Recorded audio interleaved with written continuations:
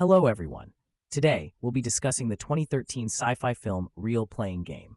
The story is set in the near future and follows an elderly billionaire and philanthropist named Steve Battier. Steve arrives at RPG, a facility where a specialist named Mr. Chan explains the company's unique service. For a hefty price, they can restore youth by transferring neural data to a new brain and body. However, there's a catch. Someone must die in order for the brain to be replaced. Steve, undeterred, listens as Chan further explains that the new body with the old brain only lasts for 10 hours. Steve, along with 9 other terminally ill and wealthy seniors, is invited to participate in a game where they will experience life in younger bodies for 10 hours. The twist?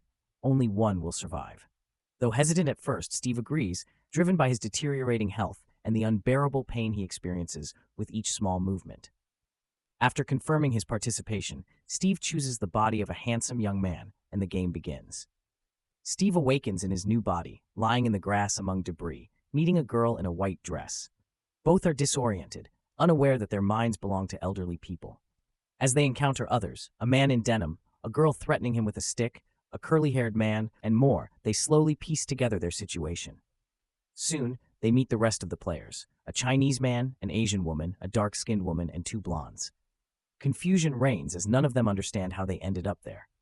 Suddenly, Mr. Chan appears as a hologram, introducing himself as the game master. He explains the rules and shows holograms of the elderly people whose minds now inhabit the young bodies.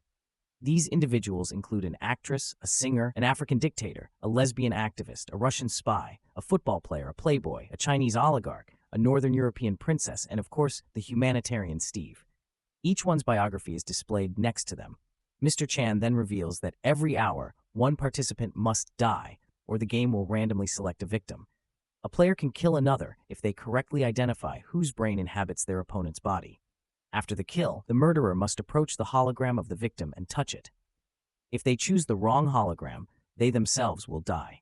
At first, the participants are in disbelief, but as they read the biographies, each begins to recognize their true identity. However, no one shares this information, as nobody wants to become the first target. Suspicion and aggression gradually build among them. A curly-haired man suggests they search for an escape route, and the others follow. They discover that the ruins are surrounded by a high-voltage fence, preventing their escape. The group discusses their options, trying to decide their next move. While tension simmers, the participant with Steve's brain remains hopeful, insisting that none of them are capable of murder. He proposes that they split up for the first hour to avoid any confrontations. A girl in a white dress follows Steve. When alone, she confesses that she doesn't want to kill anyone, and Steve admits that he feels the same, even saying he would rather die than take someone else's life. Moved by his honesty, they agree to conceal any personal details about themselves, even from each other. Despite this, they give in to their youthful bodies, attraction, and share a passionate kiss. Meanwhile, a young blonde man sharpens a stone into a weapon, jealously watching as a blonde girl seduces the curly-haired guy. They too indulge in the pleasures of their new bodies. Elsewhere, the Asian girl and the dark-skinned girl approach the fence, reminiscing about their past loves. As they kiss, the dark-skinned girl suddenly shoves the Asian girl away, suspecting that the latter is actually an elderly man in a woman's body. The argument escalates, and in a fit of suspicion, the dark-skinned girl pushes the Asian girl into the fence, killing her instantly with an electric shock. The dark-skinned girl then calls for help, looks at the clock, and flees the scene, unaware that Steve and his companion witnessed the entire event from the bushes. The dark-skinned girl returns to the hologram room and successfully identifies her victim as a famous football player with deviant desires, believing only such a person would choose to inhabit a woman's body. Meanwhile, a Chinese man secretly observes the whole process. After making her choice, the dark-skinned girl hides. When most of the participants regroup in the hall, the killer blends in, acting as though nothing happened. The group debates whether the Asian girl was murdered or if the game itself caused her death.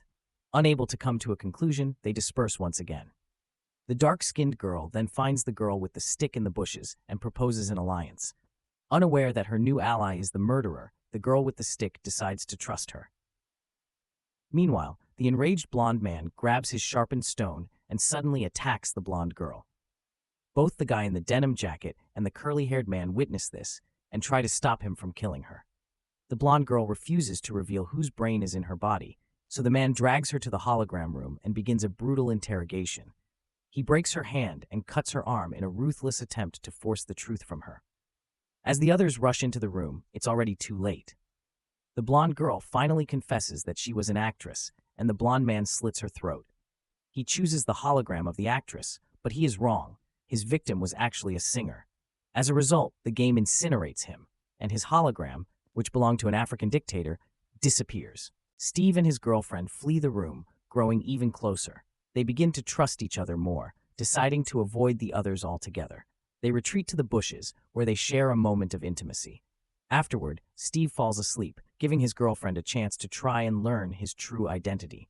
She hopes he'll say something revealing in his sleep that will allow her to kill him. While Steve is asleep in the game, he briefly wakes up in the real world. Mr. Chan approaches him and explains that there was a malfunction, but reassures Steve that he will soon wake up in his young body again. He promises that if Steve wins the game, he will stay young forever. Back in the game, while Steve sleeps, the girl in the white dress picks up a stick and prepares to kill him. However, Steve wakes up just in time and begins telling her about his dream.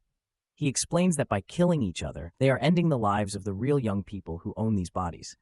But the girl refuses to listen and attacks him with the stick. In his panic, Steve thrusts the stick into her eye, fatally wounding her. She stumbles from the pain and falls into a nearby pool. During the fight, Steve realizes that she was the actress. Meanwhile, the dark-skinned girl gains the trust of the girl with the stick, leading her into an intimate moment. As they kiss, the dark-skinned girl suddenly tries to strangle her. However, the other girl quickly retaliates, wounding her arm with the stick and pushing her away. After his girlfriend's death, Steve returns to the hologram room and correctly chooses the actress's hologram.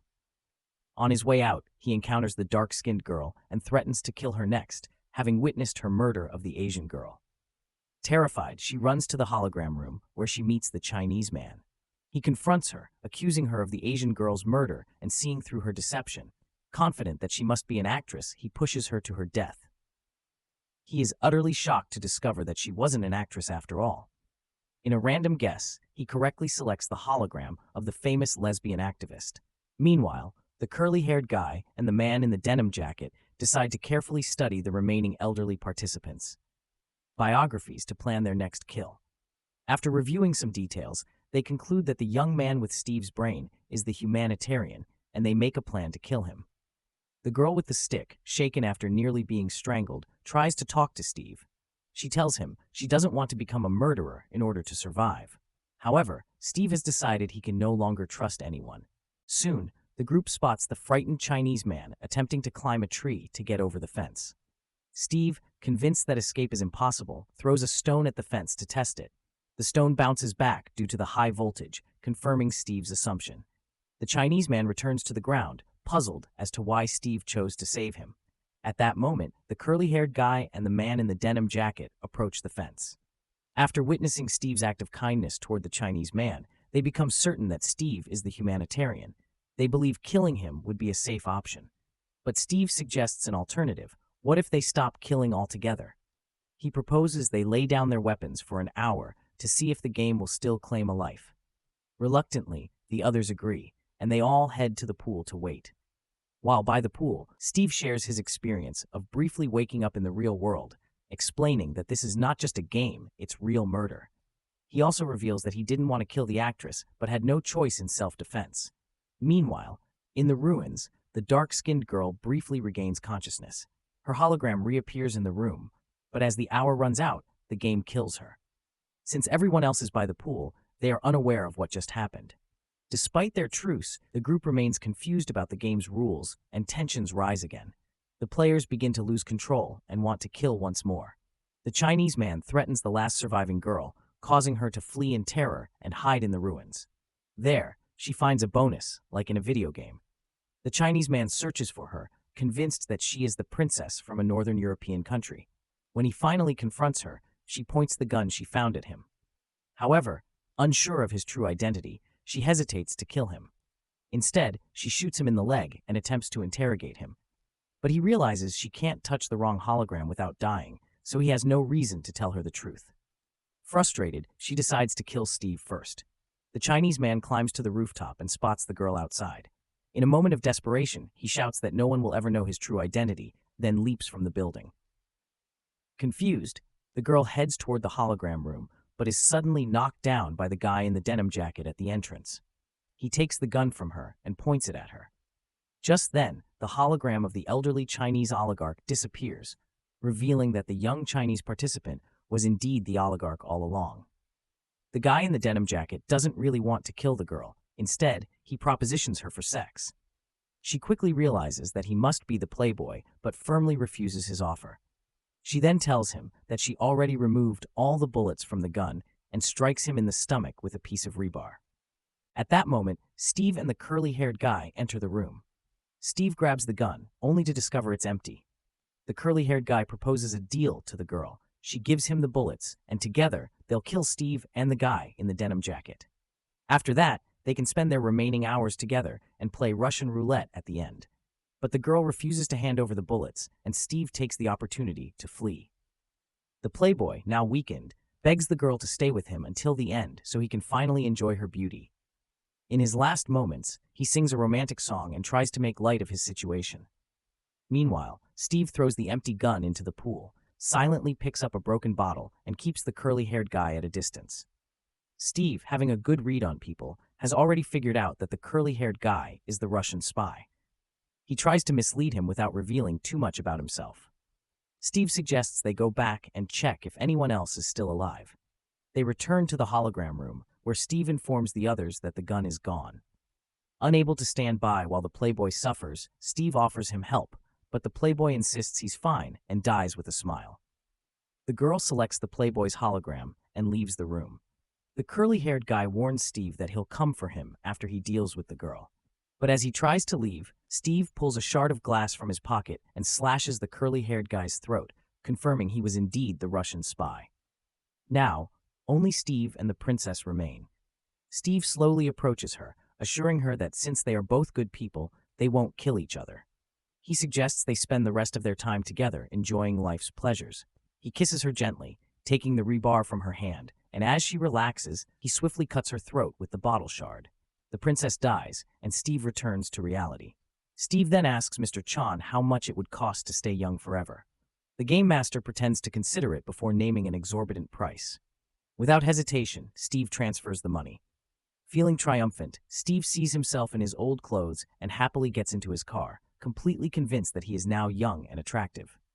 However, in reality, he remains an aging, decaying old man.